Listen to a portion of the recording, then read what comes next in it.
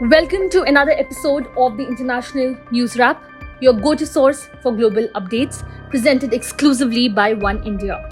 In today's edition, we bring you a wide range of stories, including Israel's concerns about potential arrest warrants from the International Criminal Court, the tragic bus accident in Mexico, and the recent attack in Rafah by Israel.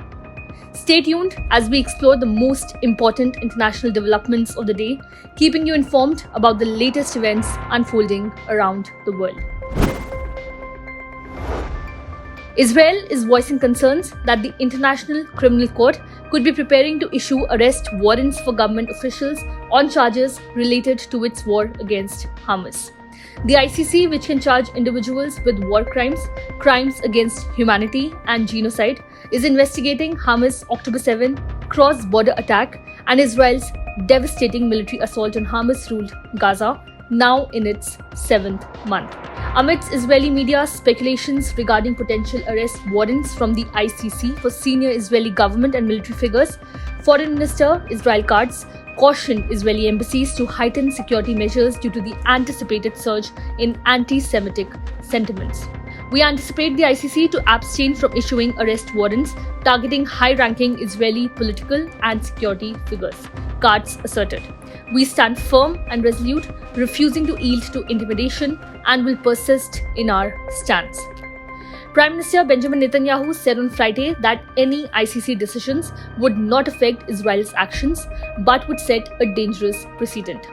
Israeli officials averred that the court could issue arrest warrants against Netanyahu and other top officials for alleged violations of international humanitarian law in Gaza, Israeli media have reported. They said the ICC is also considering arrest warrants for leaders from Hamas.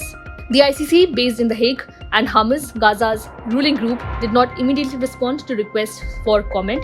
Israel is not a member of the court and does not recognize its jurisdiction, but the Palestinian territories were admitted with the status of a member state in 2015. In October, ICC Chief Prosecutor Karim Khan said that the court had jurisdiction over any potential war crimes committed by Hamas fighters in Israel and by Israeli forces in the Gaza Strip. Chinese President Xi Jinping is set to embark on a significant Europe trip from May 5th to 10th, marking his first visit to the continent in 5 years. The tour aims to bolster ties with the European Union amid escalating tensions with China, the world's second largest economy. Highlighting the robust growth in bilateral relations with France, Chinese Foreign Ministry spokesperson Lin Jian emphasized the strategic communications and practical cooperation shared between the two nations. Lin stressed the importance of elevating the comprehensive strategic partnership between China and France to new heights, which would in turn invigorate the healthy development of China-EU relations. Moreover, China expressed its eagerness to collaborate with France in enhancing political mutual trust, solidarity and cooperation, thereby contributing to global peace, stability, development and progress. However, tit-for-tat trade disputes with the EU have marred relations, particularly as Paris supported a European Commission investigation into Chinese electric vehicle imports. In response, China initiated an anti-dumping probe into brandy, a move widely perceived as targeting France. Additionally, during his visit, President Xi will engage in discussions with Serbian President Aleksandar Vučić to exchange perspectives on bilateral relations and explore opportunities for advancing the China-Serbia partnership. Furthermore, Xi's itinerary includes a visit to Hungary, described by Lin as a crucial partner in promoting the Belt and Road Initiative and fostering cooperation between China and Central and Eastern European countries. A tragic bus crash occurred on the outskirts of Mexico City, claiming the lives of 18 people and injuring 32 others, as reported by the state of Mexico's Civil Protection Agency. The incident took place in Malinalco, situated in the southern region of Mexico State, bordering the capital on 3 sides. The bus, traveling from San Luis de la Paz in Guanajuato State to the Chalma Sanctuary south of Mexico City, overturned on the highway. 14 individuals lost their lives immediately, with 4 more succumbing to injuries later in the hospital, according to the state of Mexico's Secretary of Security. Local media depicted scenes of compassionate individuals offering water and blankets to the grieving relatives of the crash victims, while the state prosecutors' offices of Mexico and Guanajuato extended assistance to the bereaved families.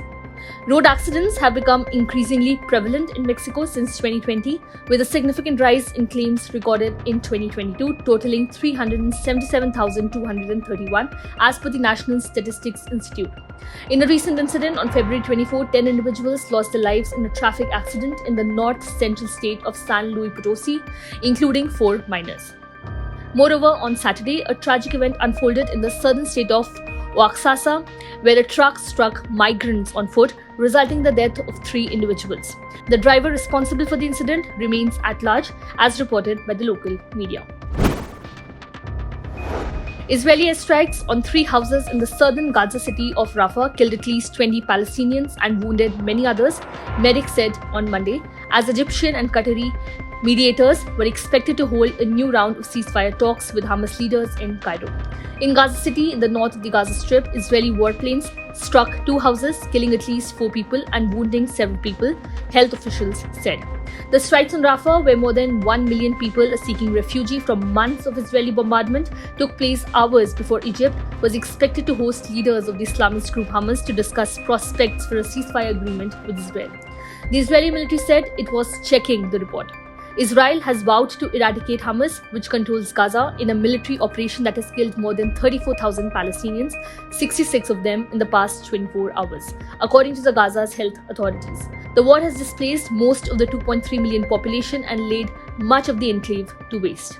The conflict was triggered by an attack by Hamas militants on Israel on October 7, in which they killed 1,200 people and took 253 hostage, according to Israeli tallies. An assault on Rafah, which Israel says is the last Hamas stronghold in the Gaza Strip, has been anticipated for weeks, but foreign governments and the UN have expressed concern that such action could result in a humanitarian disaster given the number of displaced people crammed into the area. Spain's Prime Minister Pedro Sanchez announced on Monday that he will remain in office despite previously suggesting that he might step down following a corruption investigation involving his wife. The 52-year-old centre-left leader had caused a stir last Wednesday when he announced his contemplation of leaving his position. He attributed the investigation against his wife, Begoña Gómez, for allegedly influence peddling and business corruption to political adversaries. Sanchez met King Philip VI on Monday, a procedural step that would have been necessary had he decided to resign. However, in a televised address, Sanchez announced that he had informed the monarch of his decision to remain in office. Despite enduring attacks against himself and his family, Sanchez stated that he was deeply moved by the public response to his situation, including the rallies of support in Madrid over the weekend. While thousands showed their support for Sanchez during the rallies, his political adversaries have intensified their criticism, accusing him of seeking sympathy and neglecting his responsibilities as the Prime Minister. Manos Limpias has accused Gómez of leveraging her position as the Prime Minister's wife to garner sponsors for a university master's degree course that she oversaw. In his 4-page letter, Sanchez remarked that the complaint from Manos Limpias was founded on reports from news outlets with clear right-wing and far-right political affiliations, adding, as is only logical, Begoña Gómez will defend her honor and will cooperate with the justice system as much as is necessary to clear up facts that are as scandalous in appearance as they are non-existent. Sanchez accused his political opponents, chiefly Alberto Núñez Feijóo, the leader of the Conservative People's Party, and Santiago Abascal, the leader of the far-right Vox Party, of collaborating with the far-right Digital Galaxy and with Manos Limpias.